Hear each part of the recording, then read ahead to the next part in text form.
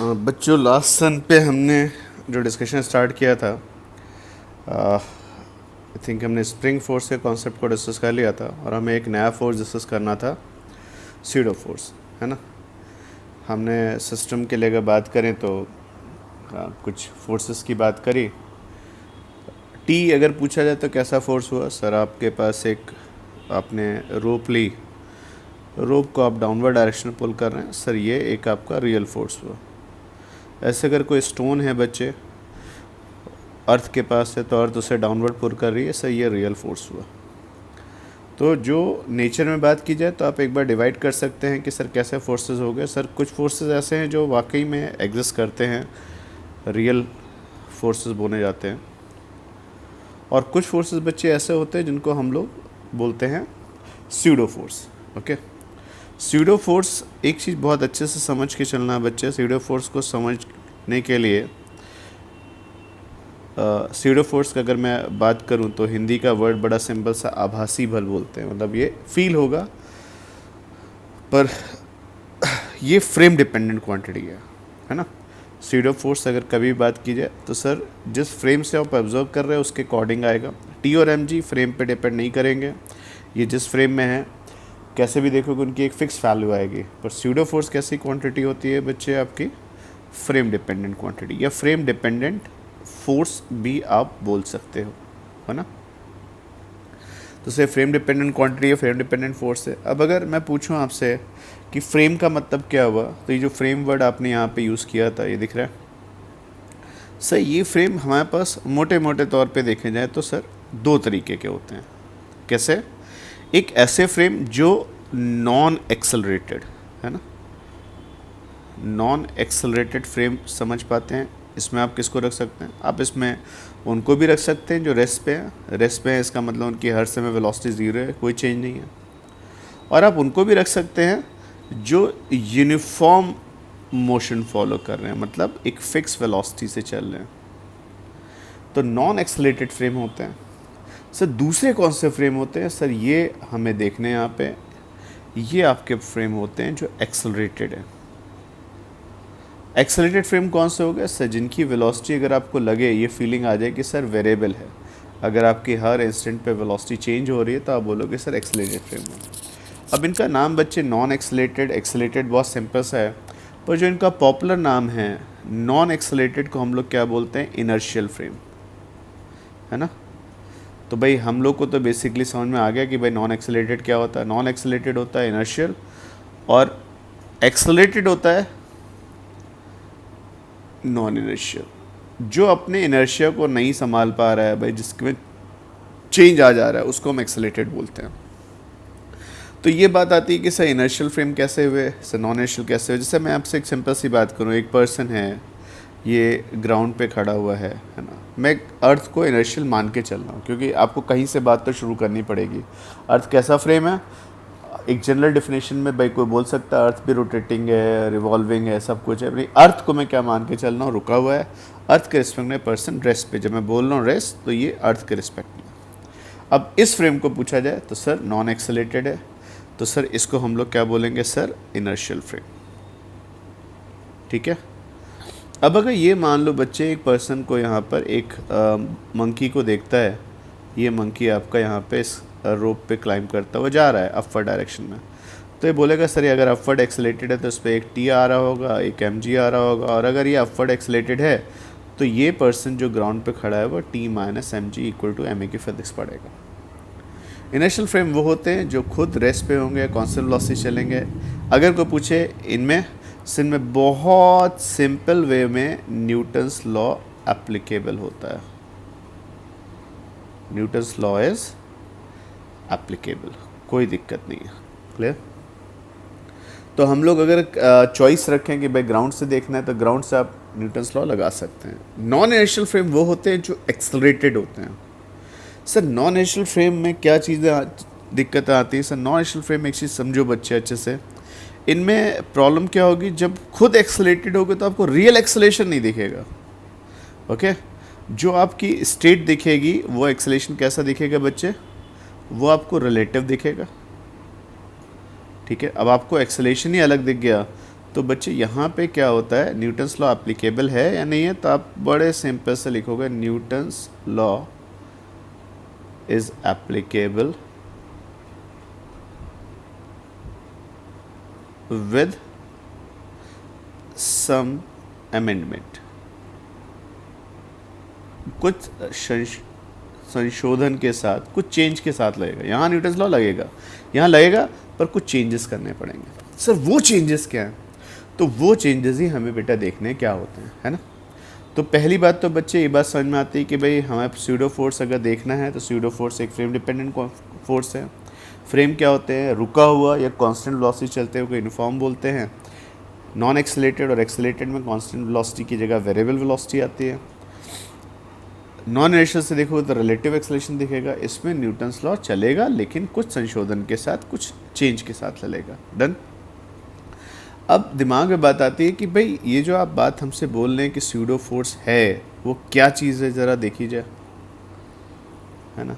तो एक चीज़ हमेशा जानना है, स्यूडो फोर्स इज़ ऑब्जर्व्ड। अगर आपको देखना है तो ये केवल ऑब्जर्वर डिसाइड करेगा। Pseudo force observed is observe from accelerated frame. ये आपको हमेशा बच्चे एक्सेलरेटेड फ्रेम में ही देखने को मिलेगा। क्लियर? ठीक है, सही एक्सेलरेटेड फ्रेम में देखने को मिलेगा, बहुत अच्छी बात है। जैसे बच्चे मैं आपसे एक बात करूं, बड़ा सिंपल सा, आपने एक यहाँ पे कार ली, ये कार आपने बच्चे बनाई, बड़े सिंपल से मान लो, ये बहुत अच्छी डिज़ाइन नहीं बना पा रहा हूँ तो बस मान लेते हैं, है ना। ये आपने बस ली बच्चे, ये आपकी बस आ गई यहाँ पर, ठीक है। आपने सिंपल वे में बस बेटे यहाँ पे बना के, डन है।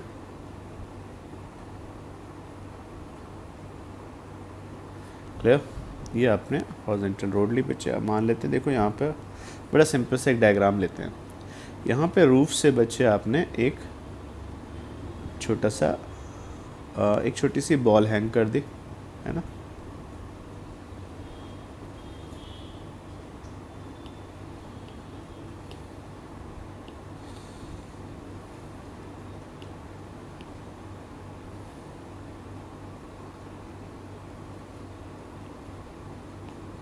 ठीक है, आप क्या करते हैं बच्चे, यहाँ से रूफ से एक बॉल आपने हैंग कर दी, डन। यहाँ पे बच्चे चेयर पे एक पर्सन बैठा हुआ था। क्लियर? यहाँ पर बच्चे आपका एक स्टैंड था और स्टैंड से आपका एक छोटा सा सूटकेस बंधा रखा था, है ना। ये आ गया सब, ये आपका बस के अंदर का फ्लोर आ गया। क्लियर? और आप ऐसे मान लीजिए कि ये जो पर्सन था, इसके सामने एक और पर्सन बैठा हुआ था इस तरीके से, और वो इसको फेस करता हुआ इधर बैठा हुआ है। डन। अब बच्चे ये बस मान लेता हूँ कैसी थी बच्चे, स्टेशनरी थी, रेस्ट पे थी। तो ये आपका कैसा फ्रेम हो गया बच्चे? फ्रेम मतलब ये चार ऑब्जेक्ट हैं और हम खुद अपने आप को बस की तरह सोच के चलें तो सब रेस्ट पे है। सडनली बच्चे बस आप क्या करते हैं, एक्सेलरेट करते हो, है ना। बस आपने बच्चे यहाँ पे एक्सेलरेट करी। बस को अगर बच्चे आगे एक्सेलरेट करोगे तो मुझे बताना कुछ चेंजेस आएंगे। आप बस में, कार में बैठे होगे, आपने ज़रूर देखा होगा, जैसे ही बस आगे की तरफ एक्सेलरेट होगी, ये पर्सन बैक साइड गिरेगा, ये पर्सन इस साइड आएगा, इस पर्सन को बैकवर्ड पुश मिलेगा और ये स्विंग करके पीछे आएगा। तो अगर मैं इसको आगे एक्सेलरेट करता हूँ तो ये थ्रेड बच्चे जो था आपके पास, वो थ्रेड बच्चे आपका पीछे की तरफ स्विंग करके ऐसे आ गया। क्लियर? ये जो बच्चे आपने यहाँ पे प्लेटफॉर्म बनाया था, है ना, दिख रहा है, इस प्लेटफॉर्म पे आपने जो चेयर लगाई थी इस तरीके से, ये चेयर आ गई आपके पास, ये चेयर यहाँ पे आ गई आपके पास, ये आपने यहाँ पर ये बना दिया। अब जब देखो जैसे, तो ये ब्लॉक थोड़ा सा पीछे आ गया होगा, ठीक है ना। क्या आपको लगता है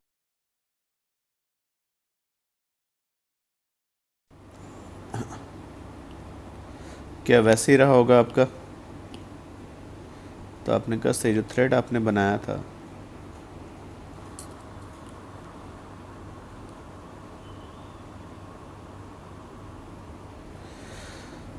ये ब्लॉक पीछे की तरफ चला गया। ये जो ब्लॉक बच्चे आपने पर्सन लिया था, इस पर्सन की बात करें और इस पर्सन की बात करें, तो ये पर्सन अगर ध्यान से देखो तो बेटा इसे एकदम से ऐसे बैकवर्ड पुश पड़ा होगा, इस पर्सन पे इस डायरेक्शन में फोर्स आया होगा, इस डायरेक्शन में। ये ब्लॉक चलेगा क्या? नहीं सर। अब ये थ्रेड आपका टाइट हो गया होगा। ये पर्सन अगर चेयर को प्रेस करेगा तो इस पर एक नॉर्मल रिएक्शन इधर आ गया होगा। हाँ, इस पर्सन की तो हालत ऐसी हो गई होगी कि शायद गिर ही गया हो। तो अब मुझे बताना बेटा, क्या ये जितने भी ब्लॉक थे इन सब पे एक बैकवर्ड फोर्स लगा? Yes sir. ये बैकवर्ड फोर्स आप लिख सकते हो सर लगा, और ये बैकवर्ड फोर्स जो आपने लगाया है यहाँ पर, ये केवल उसको ही फील होगा जो नीचे खड़ा होगा, सॉरी जो बस में होगा। तो सिंपल सी बात है सर, ये एक आपके पास फोर्स आया जो कार के लोगों को फील हुआ या बस के लोगों को फील हुआ। डन। अब मान लेते हैं बच्चे कि ये बस आपकी कांस्टेंट स्पीड से आगे जा रही थी, तब की फिजिक्स देखें।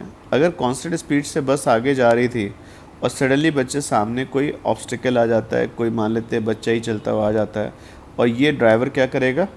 ये ड्राइवर अब ब्रेक्स अप्लाई करेगा। जब इसके ब्रेक्स लगेंगे तो सर एक्सेलेरेशन बैकवर्ड डायरेक्शन में जाएगा।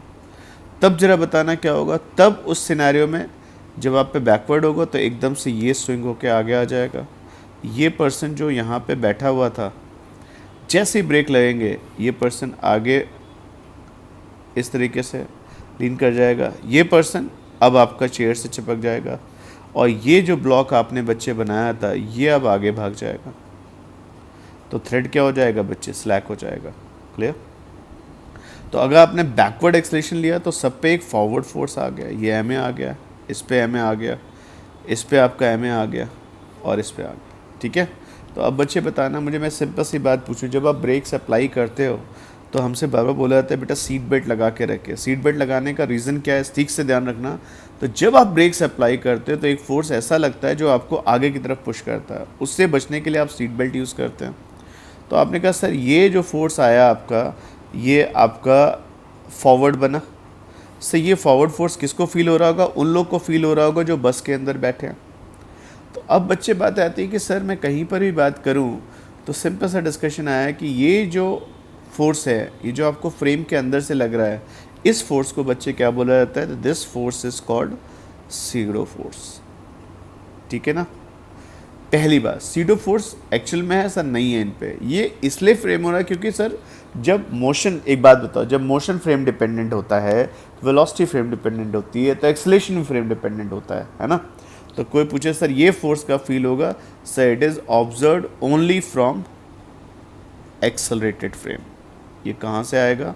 It is observed only from accelerated frame, जिसको बच्चे हम लोग प्यार से नॉन इनर्शियल फ्रेम भी बोल सकते हैं। ठीक है ना? अब क्या होगा? इस फ्रेम का क्या फिजिक्स में कुछ यूज़ आया? हाँ सर। अगर आप ध्यान से देखो तो ये फोर्स आया, ये फोर्स बच्चे को देखे तो कितना होगा? तो इसका सिंपल सा आंसर याद रखना, बड़ा सिंपल सा।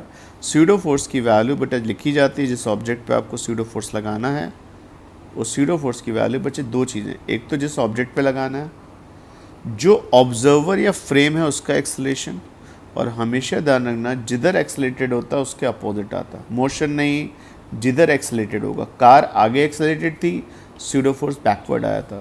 कार बैकवर्ड एक्सेलरेटेड थी, स्यूडो फोर्स फॉरवर्ड आया था। Direction of pseudo force must be opposite to the direction of accelerated frame. ठीक है ना? क्लियर? तो बड़ा सिंपल सी बात है कि मैं दो पॉइंट पे बात करूं। पहला, ये कब ऑब्जर्व होगा? इट इज ऑब्जर्व्ड, भाई हर किसी को नहीं दिखेगा, it is observed from accelerated frame. Done. it is opposite to, it is opposite to the direction of acceleration of accelerated frame। Clear? और इसका बच्चे मैग्नीट्यूड क्या होता है? तो सिंपल सा लिखोगे, the magnitude of pseudo force, the magnitude of pseudo force is the product of mass of the body जिस बॉडी पे आप लगा रहे हैं is product of the mass of body and acceleration of accelerated frame. Clear? तो बच्चे ये बात याद रखोगे। सर किस पे डिपेंड करेगा? Mass of the body and acceleration of accelerated frame and opposite to the direction of acceleration. Clear? अगर मैं इसे फॉर्मूले के टर्म्स में लिखना चाहूँ तो बच्चे स्यूडो फोर्स की वैल्यू क्या होगी? तो आप बोलोगे स्यूडो फोर्स की वैल्यू क्या हो जाएगी? -ma। क्लियर? ध्यान रखना, m mass of the object हो गया, ए एक्सेलरेशन। अब बच्चे का मैं वो जो बस वाला डायग्राम था उसको एक बार फिर से देखते हैं, है ना? देखा जाए बच्चे, आप बस को बेटा यहाँ पे थोड़ा सा बड़ा बना दो। यहाँ पे दिख रहा है? आपने क्या किया था? ये जो आपने एक सीट बनाई थी बच्चे, ये आपके पास एक सीट थी, ये आपके पास दूसरी सीट आ गई, ये आपके पास बच्चे एक फ्रेम था, है ना? ये बेस हो गया, यहाँ पे आपने ऐसे थ्रेड रखा था। क्लियर? अब जो पर्सन इस पे बैठा हुआ था, जरा ध्यान से देखो बच्चे, ये पर्सन जो यहाँ बैठा है, जैसे ही कार राइट साइड में एक्सलेट होगी इस पे स्यूडो फोर्स किधर लगेगा? ma। क्या इस पर्सन का मास अगर m1 मानता हो तो इस पे स्यूडो फोर्स m1 आया? तो टेक्निकली ये m1 इसको क्या करेगा? पुश करेगा। ये सीट की अगर ये चीज़ नहीं होती तो गिर जाता। तो ये m1 जाके इसे प्रेस करेगा, किसके अगेंस्ट? सीट के अगेंस्ट, और इस पे बच्चे एक फोर्स आएगा नॉर्मल डायरेक्शन। अब ये पर्सन जो बस में लोग बैठे, क्योंकि उनको स्यूडो फोर्स दिखेगा, वो कहेंगे पर्सन पीछे नहीं गिर रहा है, ये पर्सन इक्विलिब्रियम में है, तो नॉर्मल डायरेक्शन किसके इक्वल हो जाएगा? m1 है। डन? क्लियर? अच्छा, इन भाई साहब की बात करिए, इसका मास m2 मान लेते हैं। इस पर स्यूडो फोर्स कितना लगेगा? सर कार अगर आगे गई तो इस पर स्यूडो फोर्स बैकवर्ड लगेगा। कितना लगेगा? मास of the object into acceleration of frame. तो इस पर सर m2a पीछे लगेगा, और m2a क्या करेगा? इसको पुल करेगा।